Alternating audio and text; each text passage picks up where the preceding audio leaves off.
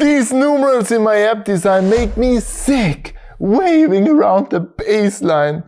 But what if I could simply change them without adjusting the font?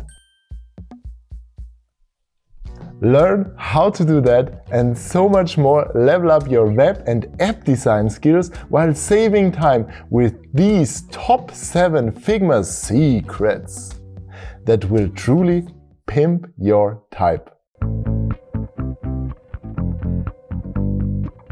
Hey designer, I'm Oliver, your guide through the world of typography, helping you to pimp your next digital project. And these 7 Figma secrets are truly golden. And why are they secrets? Because not a lot of people dare to click on these 3 little dots that reveal the type settings. And if they do, they do not really know what to do with it. So let's not waste any time, make this faster, and kick this off by number 7, selecting text faster.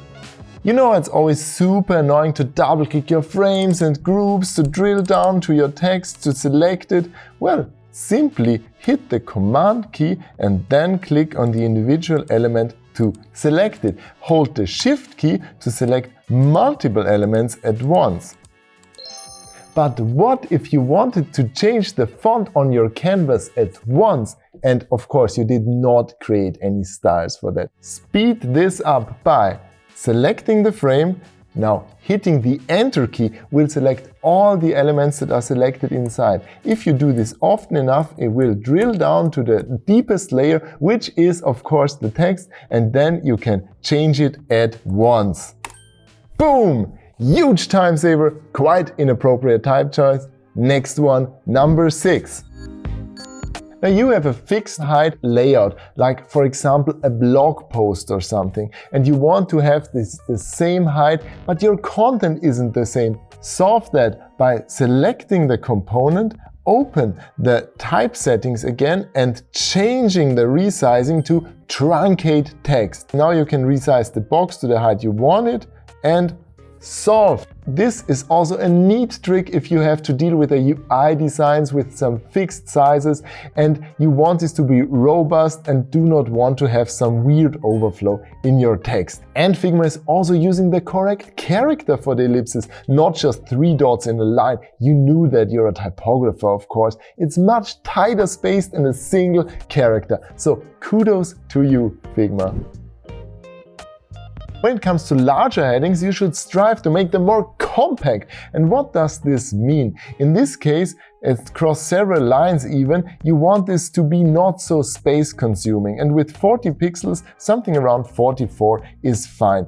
But now, when I adjust the size of my heading in the design process to 30 or something, I'll have to change the line height all over again. So cumbersome. There's a quick tip how you can hack this by simply using a percentage value. Use 110% for your headings or something around that, and for your body text, you should strive to make it a bit larger depending on the width of your column. So it could be between 140 and 160%. In this case, let's do 150%, and then it will seamlessly adjust again if I changed the font size. Now, there's a great video about the ideal line length and line height you should check out right after this one, because now in the next one I'm going to reveal to you the secret about the figures in number 4. OpenType features. If you're a subscriber to the Font Friday newsletter, you already know that I'm in love with OpenType features. They are like a treasure chest and not so many people know about them. That's why it's a secret. So let's dig this treasure chest up by clicking on the type settings and opening the details tab. Inside there you find the number section, and here you have the default style, and you can also switch to other styles if they are provided by the typeface. In this case, Railway is coming with proportional uppercase figures. You just activate them and bam! Fix that, and you have so much more options you can discover here. For example, you could also get rid of these super twitchy W. I just despise looking at Railway. Just activate a different stylistic set and so much simpler, so much smoother. If that's new to you, don't forget to hit the like button.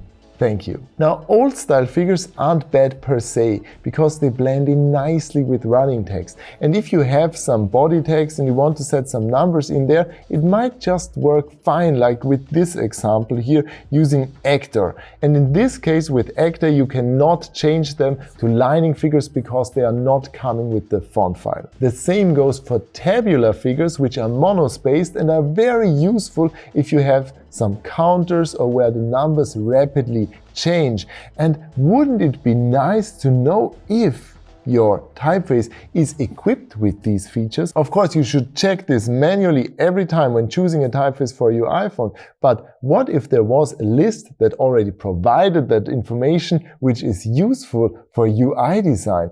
In this case, I got you covered with my UI fonts checklist. Learn what to focus on when choosing a typeface for functional text in your next UI or app design. And coming with the guide are over 50 font recommendations of paid and free fonts, where I show, among other things, if these figures are included or not. If this sounds interesting to you, check out the link in the description below. And now we're going to enter the top 3, because if you thought these tricks were already very helpful and useful, wait for the next one. When designing running text, you want to have a neat, clean edge. But what if you start with a quotation mark in a heading or in a pull quote? It doesn't really work. Until now. Go to the type settings, details, and under the indentation section, activate hanging punctuations. Yes!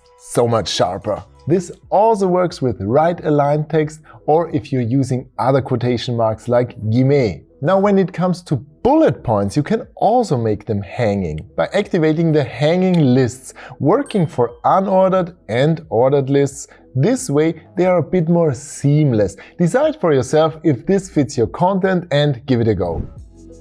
Variable fonts arrived in Figma 2022, finally, and give you the option to much better adjust the type to your design's needs. This again depends if your typeface is served as a variable font. For instance, on the Font Friday website you can filter by variable fonts, and in Figma you can discover the possibilities in the variable tab in the type settings. Most variable fonts come with a weight axis, like Roan here. Diorama additionally has a width axis, which is neat for headings or longer text in labels in your UI design.